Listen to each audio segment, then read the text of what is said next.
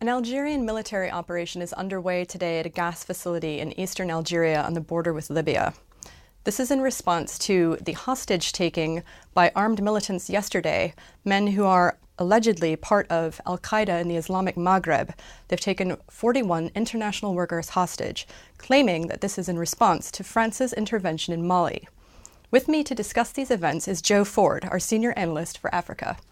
Joe, what is going on, and are there links between what's happening in Algeria and what's happening in Mali, or is this just conjecture at this point? Thanks. I think, starting with the narrow sort of gas facility itself and the hostage incident, I think to a large extent the risk of this sort of event was built into investment in Algerian oil and gas, and so in the longer term won't necessarily affect that.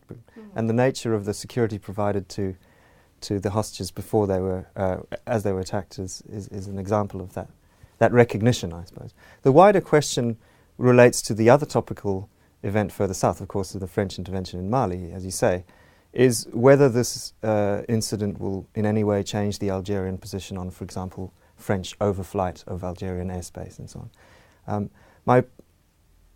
My sense would be that it wouldn't do so, although the Algerians have long been ambivalent about the idea of foreign intervention in Mali over the last year or so. But I don't think the hostage incident as such will affect that position. What it does do, I suppose, given the number of foreign nationals involved, it further internationalizes the entire Sahel, Western Sahara area issue. And perhaps that's what the militants sought to achieve. Now, does this mean that we could expect to see, for instance, a widening of this conflict or an intensification of involvement from other international partners? And I say this because we had EU ministers discussing today an agreement to send 200 plus military trainers to the region. I know some African countries are already committed to sending troops in. So to what extent really are we going to be seeing this as something to do with France and Africa, always a troubled subject, and perhaps something broader? Yeah, well, zooming from sort of internationalization to what we're dealing with really to some extent in Mali is a civil war, albeit a civil war with twists. The twist being that this is a coup-led government that the Western countries must cooperate with, and it's a civil war with twist in the sense that it's got a transnational terror networks element to it.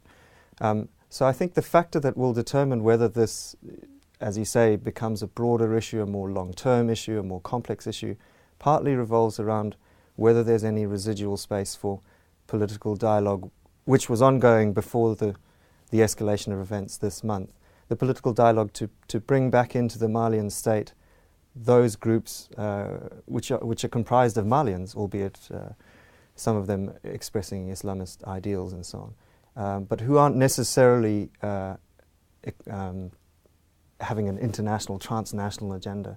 So one of the challenges, I guess, going forward will be the distinction between, on the part of the United States, on the part of France, between what are sort of counter-terrorism aims affecting, as they see it, their wider global interests, and counter-insurgency in the context of a civil war stroke political reconciliation process. And of course, that boundary between counter-insurgency and counter-terrorism is a very difficult one. Yemen is an example of where that balance has been attempted.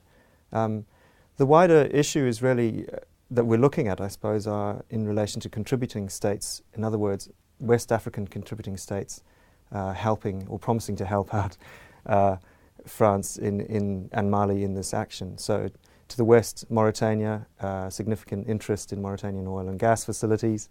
To the east, Niger, again, interest in oil and gas, interest in uranium, and the potential for some sort of spillover, contagion, copycat, etc. activities in these countries.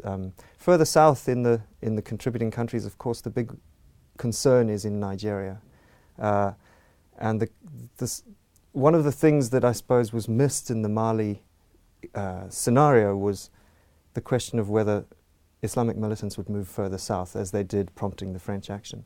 One of the questions this raises in a very indirect sense, I guess, is re-examining one's assumptions about Nigeria and the fact that so far the Islamic insurgency there hasn't targeted, apart from some attacks in the capital, Abuja, hasn't targeted the south, the business district, Lagos, etc.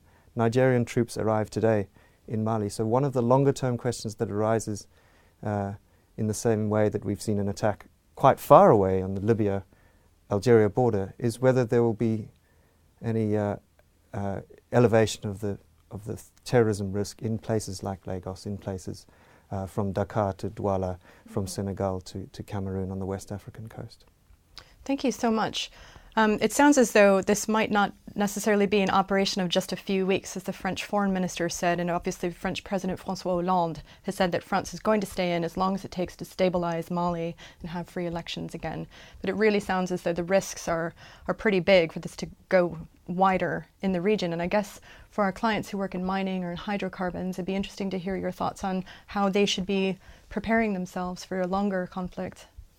Yeah, it has a number of obvious security dimensions and so on.